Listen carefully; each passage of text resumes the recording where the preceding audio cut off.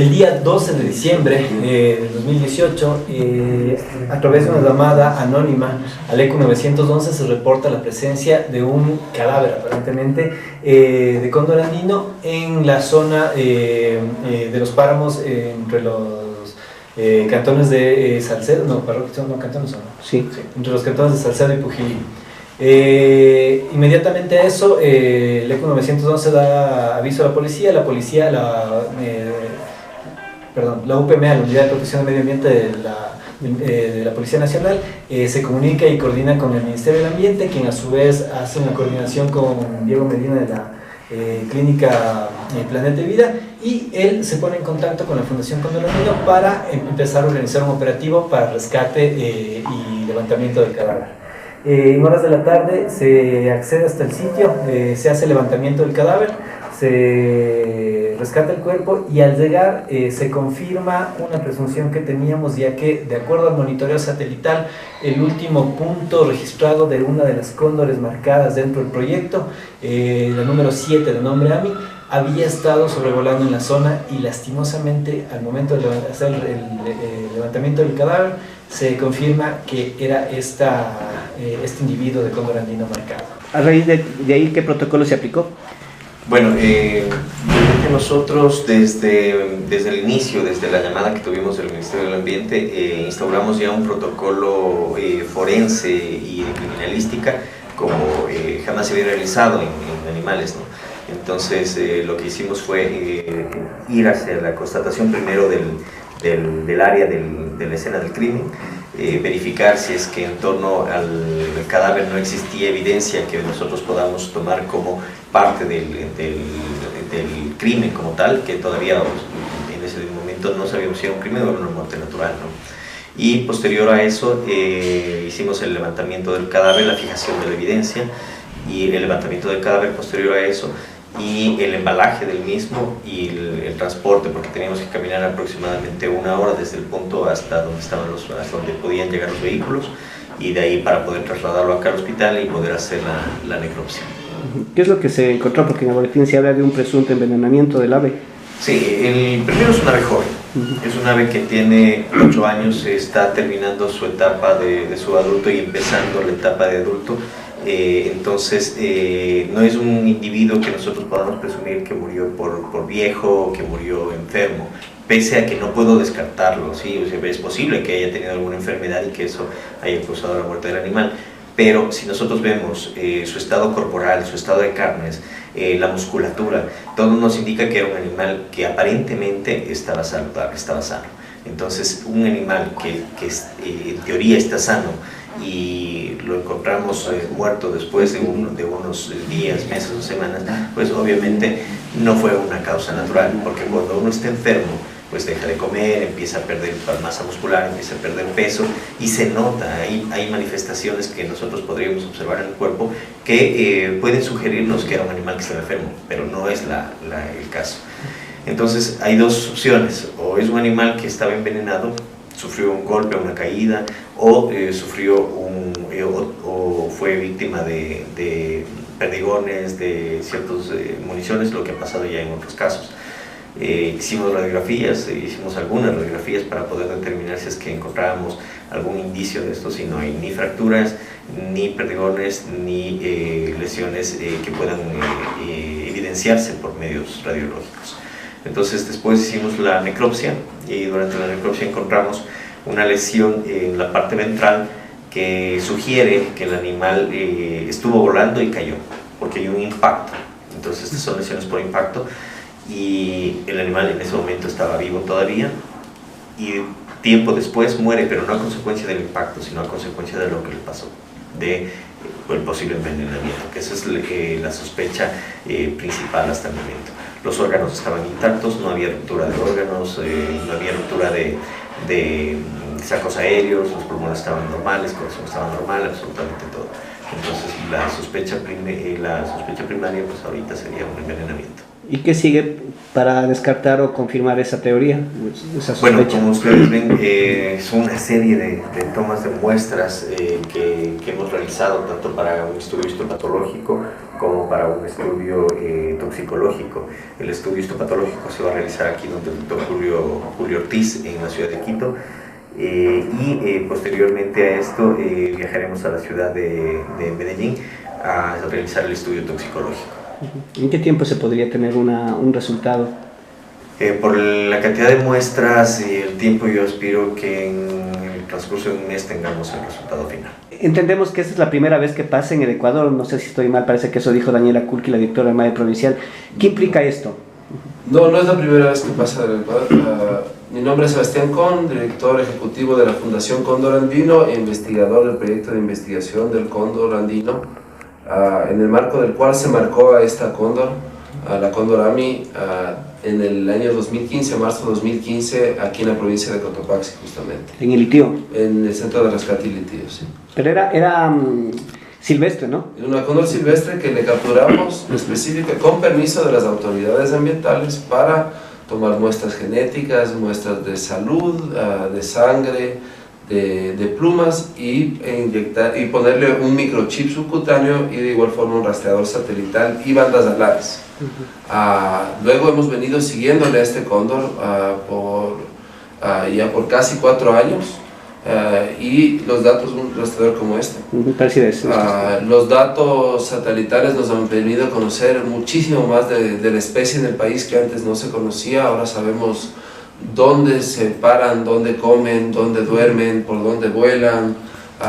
Ya tenemos identificadas algunas zonas de riesgo.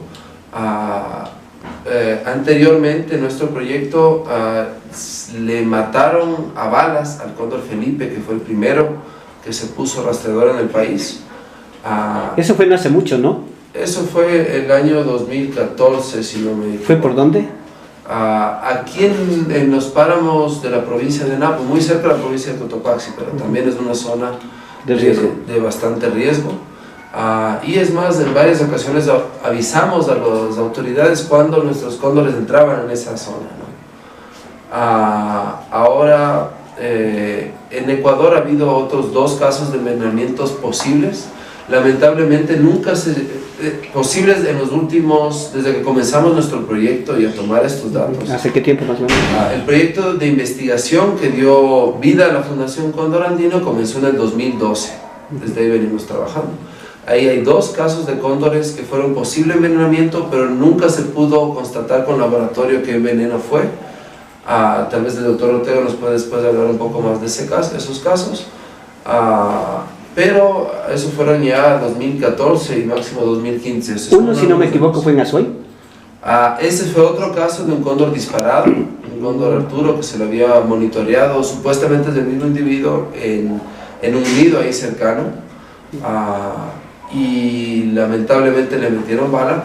Pero bueno, en el Ecuador sí hay el precedente. En los 80 hubo un caso de envenenamiento masivo en la zona del Antizán, en la provincia de Pichincha, en el cual por lo menos 20 cóndores murieron. Ahora ya se han perdido esos datos reales, hay gente que dice más, otros que dicen menos, pero esa es la cifra que se manejaba en ese entonces, ¿no? Por suerte no hemos tenido otros casos así en el país de envenenamientos masivos, porque nuestra población ya es extremadamente baja para aguantar eso. Este año, en lo que va del año, ya más de 120 cóndores han sido envenenados y han muerto por ser envenenados a lo largo de Sudamérica, en todo el hábitat del cóndor, en Colombia, Ecuador, Perú, Bolivia, Chile y Argentina. Este año todos los países tuvimos casos de envenenamientos y estábamos muy felices que hasta ahora Ecuador no éramos la excepción, y ahora ya no es el caso, ¿no? Sí, entonces pasamos a lo mismo. Ahora lo que se debe hacer, y esperemos tener toda la apertura que ha habido hasta ahora de las autoridades, es poder llegar a la conclusión final de cuál fue el químico usado, y que también la Fiscalía se encargue de procesar a las personas encargadas, y ojalá puedan encontrar quién fue. Es algo bastante importante que podría sentar un precedente. En caso de determinarse el químico, ¿cómo podría ayudar a las investigaciones a dar con los responsables de esta muerte?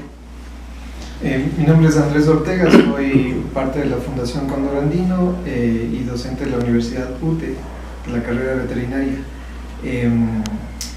La importancia de conseguir el dato exacto justamente permite a la Fundación, al Ministerio del Ambiente, a todas las entidades transmitir eso a todos los ecuatorianos, en el sentido de disminuir el conflicto humano-animal, porque todo esto inicia de un conflicto humano-animal con los perros asilvestrados y una intención de la gente por disminuir esos perros asilvestrados. También hay conflicto humano-animal con animales silvestres que tan solo buscan sobrevivir, y los comuneros, al verse afectados, intentan disminuir esas poblaciones, y de ahí que hay esta presunción de envenenamiento de carnazas y cebos en los espacios naturales.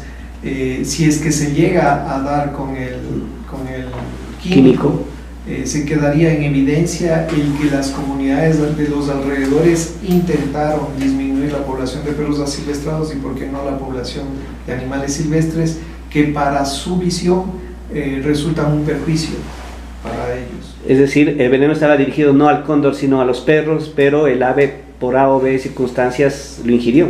Sí, las personas al intentar envenenar a los perros no se dan cuenta que además pueden envenenar al lobo de páramo, al oso andino, al cóndor andino, al guarro, al curiquingue y a otros animales silvestres que comparten el páramo y que han sido más bien visitados por estos perros asilvestrados. Pero ¿cuál es el origen de todo eso? Los humanos que no manejan responsablemente a sus animales de compañía, los humanos que no tienen el concepto de esterilizar a los animales para que haya un control adecuado de perros de compañía, de animales de compañía, y estos no signifiquen una competencia con animales silvestres. Antes de volver con el director de la fundación, doctor Medina, aquí se han dado casos recientes en Cotopaxi, en la Tacunga concretamente, en la Tacunga rural, de animales, es decir, de ganado vacuno muerto presuntamente por animales silvestres, luego se determinó que eran perros. ¿Podría esto influir en este hecho del cóndor? Probablemente, o mejor dicho, con seguridad, porque lastimosamente incluso de versiones de las mismas comunidades nos decían: nosotros estamos cansados de la muerte del ganado y por criterios poco profesionales de autoridades que dijeron que el causante eran pumas, o los causantes pues eran pumas. Entonces la gente se hizo eco de esta situación y amenazaron con envenenar carroña e ir a botar en las zonas donde posiblemente los pumas comerían y se terminaría de alguna forma el problema. Entonces con las investigaciones ya científicas hemos demostrado que los culpables de estas muertes de más de 80 cabezas de ganado en Pasto Calle, por ejemplo, fueron perros asilvestrados, fueron perros que incluso tenían dueño, posiblemente perros de la misma comunidad. Entonces la situación es muy compleja. La tenencia responsable de mascotas deja mucho que desear en las zonas rurales y ese es un inconveniente gravísimo. Hicimos una campaña de vacunación en la que, con el objetivo de hacer un censo. Obviamente no hubo la colaboración de todas las personas, pero de una casa salían 5, 6, 7 perros. Entonces imaginemos la gravedad del asunto, y eso sumado a toda la cantidad de gente que vive en el sector, y ya tenemos un número estimado de animales que podrían estar ejerciendo esta influencia sobre el medio. Entonces la gente nos dijo a nosotros vamos a envenenar carroña, ya lo hemos hecho, nos dijeron, ya lo hemos hecho y hemos puesto veneno en estas zonas, cerca del bosque, cerca de los páramos. Entonces probablemente el cóndor se alimentó de eso y terminó como terminó. Del registro del rastreo que se hacía a la cóndor, ¿se podría decir que esta era una zona natural donde solía volar? ¿Se podría tener rastros de que estuvo por esta zona, digamos, de Pasto Calle a lo mejor? Efectivamente, nosotros tenemos los datos acumulados de alrededor de 4 años de investigación de la cóndor AMI. De ahí del resto de individuos tenemos en total 10 especímenes que han sido rastreados marcados con rastreadores satelitales, y tenemos toda la información de estos individuos. Efectivamente, nosotros el día de ayer estuvimos realizando un sondeo en la zona por los puntos en los que estuvo volando AMI en los últimos 20 días. Evidentemente, el cóndor andino es un ave que puede desplazarse grandes distancias. Las áreas de sondeo y de rastreo son bastante amplias. Ayer se hizo una pequeñísima parte del tema que fue justamente en la zona aledaña, pero estuvimos verificando los sitios en los que pudo alimentarse, en los que pasó la noche los días anteriores o previos a la muerte de AMI, ¿no? Entonces tenemos esa ventaja, es algo que tenemos que seguir aplicando, es algo que tenemos que coordinar y proceder a realizar, no solamente para identificar si es que existirían otros cóndores muertos, sino tal vez para identificar la carroña que pudo haber causado la muerte y poder eliminar este agente nocivo del medio. ¿Y estuvo por esta zona del sector rural de la Tacunga? Sí, justamente estuvo casi 10 días estuvo sobrevolando por la zona. En la zona tenemos dormideros, en un área de alrededor de 15 kilómetros de la redonda existen varias áreas de uso que son dormideros, posiblemente sitios de percha. Quién sabe si están idos, y eso es lo que sería mucho más grave de existir carroñas en la zona. Dos cosas finales. A alguien le escuché en la rueda de prensa, en la transmisión en vivo del MAE, de que esto era una catástrofe ecológica. ¿Por qué? Y además hay que resaltar que es una hembra. ¿Cómo influye la muerte de Ami para la sobrevivencia de la especie? Claro, sí. Los datos del Censo Nacional del 2015 indicaban que en ese entonces hay una población de alrededor de unos 100 cóndores. Ahora los datos nuevos que ya tenemos es el Ministerio de Ambiente el responsable de difundirlos, pero igual es un número, comparado con los datos de 2015, un individuo de 100 es un número bastante representativo y bastante fuerte, ¿no?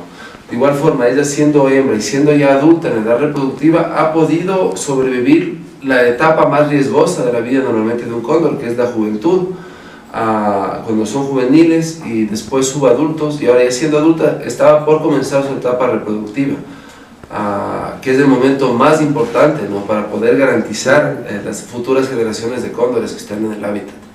Ahora, comparando esos 120 cóndores, más de 120 cóndores envenenados en este año a lo largo de Sudamérica, con la población total de cóndores, justamente se calcula que hay unos 6.700 cóndores. En esta zona de... En todo población total, toda la distribución de la especie.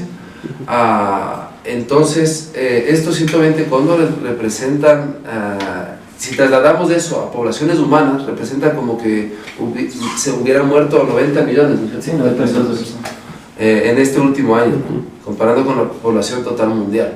Entonces es algo bien grave, tenemos que darnos cuenta de que, y estos solo son los casos de cóndores que encontramos y que mueren. Cóndores, sí, no se encontrarán el mismo los que no están monitoreados. O sea, muchos de los cóndores que se han encontrado no están monitoreados, como es el caso de este individuo. Y no fue por el monitoreo satelital que se le encontró, sino alguien local le encontró antes de que nosotros, de que el rastreador nos alerte que algo pasa, ¿no? ¿Y qué implica eso de que el rastreador no alertó, sino hasta después de que lo alertó un humano? A ver, nosotros ahí hacemos un monitoreo constante de todos los individuos que son marcados. Simplemente que los datos te llegan con un día de retraso en ocasiones. Hay datos que tenemos del mismo día. Nosotros hacemos un monitoreo a través de algunas aplicaciones de celular en el que podemos ver el movimiento de los animales. ¿Qué es lo que sucede? Que los transmisores tienen un dispositivo que te señala la supervivencia del mismo. Al transmitir esta información, el dispositivo, tal vez por la ubicación del cuerpo o falta de luz, deja de transmitir por un momento y después te da la señal de mortalidad. Sin embargo, nosotros al hacer el monitoreo siempre estamos verificando si es que no hay o no movimiento del individuo.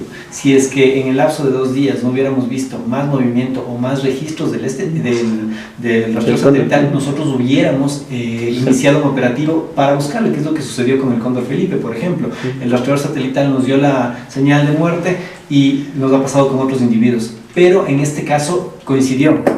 Justamente estábamos preocupados por el espécimen, tuvimos la llamada de esta persona y lo que hicimos es acudir inmediatamente con la esperanza de que no fuera Ami. Y al llegar al punto encontramos que nuestras sospechas eran ciertas, ¿no? ¿Algo creo que quería añadir usted, doctor Ortega? Sí, que es importante que se difunda a la comunidad que, a pesar de que ellos comprensiblemente tienen una insatisfacción con la pérdida de sus animales, la solución no es envenenar animales de fauna urbana, ni peor, fauna silvestre. En el caso de animales que están en peligro de extinción como el cóndor, la persona que cometió este delito puede tener una privación de libertad de entre 1 a 3 años. De acuerdo al COIP.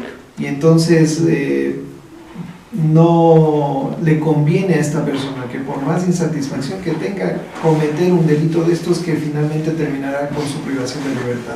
Hay otras situaciones, otras soluciones que con la autoridad ambiental y con las autoridades del gobierno autónomo descentralizado pueden llegar a darse para evitar que las personas cometan estos delitos ambientales. Finalmente, con el último censo que se hizo para detectar cóndores, especialmente en sitios no tradicionales, si no estoy mal, ¿qué es lo que pasa en Cotopaxi o en el país? No sé si se pueden difundir sus datos o por qué no se los puede difundir, porque entendemos que el Ministerio hasta ahora no lo ha hecho, ¿no? Sí, lamentablemente esos datos fue una exigencia del Ministerio que ellos serán los que los difundan, no está fuera de nuestras manos, a pesar de que hicimos el trabajo técnico y de campo nosotros, y como parte del Grupo Cóndor también.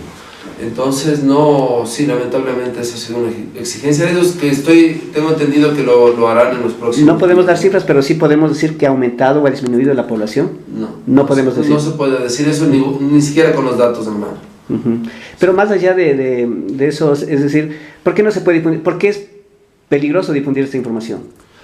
No, el tema del censo ya se va a difundir el número de cóndores, pero eso el Ministerio de Ambiente nos ha exigido que nosotros no podemos hacerlo. La autoridad intelectual serían ellos, entonces ellos como entre comillas, propietarios intelectuales, entonces son los que... Más la inquietud era porque usted mencionó que hay zonas de riesgo, ¿no es cierto? ¿Cuáles son las zonas de riesgo? O mejor dicho, ¿qué es lo que pone en riesgo al cóndor? Bueno, eso no tiene nada que ver con el tema del censo, eso tiene más con el tema de investigación de campo de muchos años. O sea, las zonas de riesgo a las que me referí son lugares donde ya ha habido antecedentes, por ejemplo, la zona donde murió Cóndor Felipe, ahora la zona donde murió la Cóndor Ami, donde hay comunidades que tienen este problema de perros y que ya han hablado de envenenar, por ejemplo, que ya se tiene más de una comunidad, hay otras, pero nosotros no tenemos la capacidad de ir y asistir a todos estos lugares y resolver los problemas. Ahí necesitamos que las autoridades sean las que hagan eso. Yo quisiera añadir algo más. Hay una cosa que es clara, si bien es cierto no difundimos ahorita los resultados, hay que ser bastante claro en este tema. La población del cóndor andino actualmente y en los próximos 60 años estará cada vez en más peligro de extinción. Lastimosamente, con las condiciones que se vienen dando en el país, está amenazada en peligro crítico de extinción. Puede llegar a desaparecer. Hay un estudio en el que se hace un modelamiento y se habla de que posiblemente desaparecería en 60 años. Eso no ha cambiado, eso está exactamente igual. Hemos hecho esfuerzos y hemos estado trabajando para lograr que este panorama en general cambie. Lastimosamente el tiempo es demasiado corto y aún nos hace falta muchísimo más. Las amenazas sí han cambiado, tal vez, digamos, antes tal vez los cazadores, ahora lo que hablamos, la lucha de los humanos por mantener sus animales domésticos versus la sobrevivencia de los animales silvestres. No, me parece que no entendió, mi señor, por favor. O sea, este es un tema que la gente al parecer envenenó carroña para matar perros y se le echa la culpa a los animales silvestres. Sí. Porque los perros están matando, nuestros propios perros están matando a nuestros animales domésticos. Por eso digo. O sea, diferente a lo que usted acaba de mencionar. Tal vez me expresé mal, pero decir, ¿el nivel de riesgo es el mismo que había antes? No, cada vez es peor. O sea, ¿Antes cuáles eran las principales amenazas? O sea, antes no se sabía, se consideraba que era falta de alimento. Ahora vemos que sí tienen alimento, pero a lo que sacamos del ganado de los páramos se van a quedar sin alimento. Los perros ferales es una amenaza extremadamente fuerte, no solo para el cóndor andino, sino también para la salud humana. Y hay casos en el país de gente muriendo por ataques de perros domésticos mal cuidados y perros ferales. La pérdida de hábitat es una de las amenazas más fuertes, no solo para el cóndor, sino para gran parte de la biodiversidad del país, que eso se ha exacerbado con las plantaciones forestales en los páramos, por ejemplo, también con la minería a gran escala en muchos páramos del país, y con el avance de la frontera agrícola. Y también este tema del conflicto de los perros, por un lado, y también hay los casos de gente que sí va a cazar cóndores, ¿no? Eso todavía pasa. ¿Qué puede hacer la gente para ayudar a sobrevivir al cóndor? La gente común y corriente.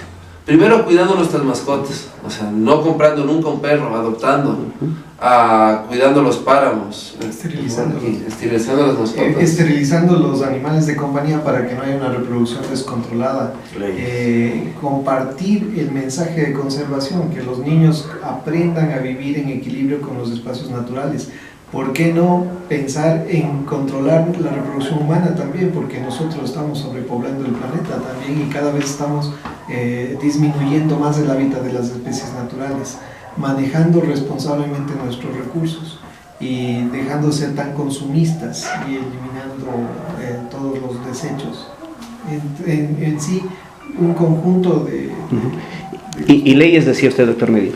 Sí, de hecho, ¿Qué tipo de leyes? lastimosamente, lo ideal sería que nosotros tengamos, creemos esa conciencia y no necesitemos que una ley esté detrás de nosotros para nosotros poder cambiar nuestra actitud con el planeta. ¿Pero qué ley haría falta? Las ordenanzas municipales. Ahorita la responsabilidad prácticamente de la tenencia responsable de mascotas está en los gastos municipales. Entonces, tienen que haber ordenanzas que sean realmente muy rigurosas respecto al bienestar animal. Si nosotros, por ejemplo, la vida reproductiva, que es algo de lo que se ha hablado en esta ordenanza, es un punto sumamente crítico, porque si nosotros seguimos reproduciendo perros, recién nosotros tuvimos una cesárea donde la perrita no pudo dar a luz y tuvo 13 perros de raza grande. ¿Qué vamos a hacer con 13 perros de raza grande? Es sumamente complicado. Y cuando la mayoría de estos son hembras, en un año ya son reproductivas nuevamente, entonces imaginemos la cantidad de perros que después vamos a tener y que posiblemente terminen en la calle. Entonces, lastimosamente, como digo, no hay leyes que realmente ejerzan esa presión que necesitamos y las ordenanzas no se cumplen como tal. Las campañas de esterilización se hacen de una manera equivocada. Y eso crea cierta aversión en las campañas de esterilización y por eso la gente prefiere no hacer esas campañas. Muchos de los animales han muerto en campañas de esterilización y eso es un problema. Entonces todo eso hay que ir cambiando.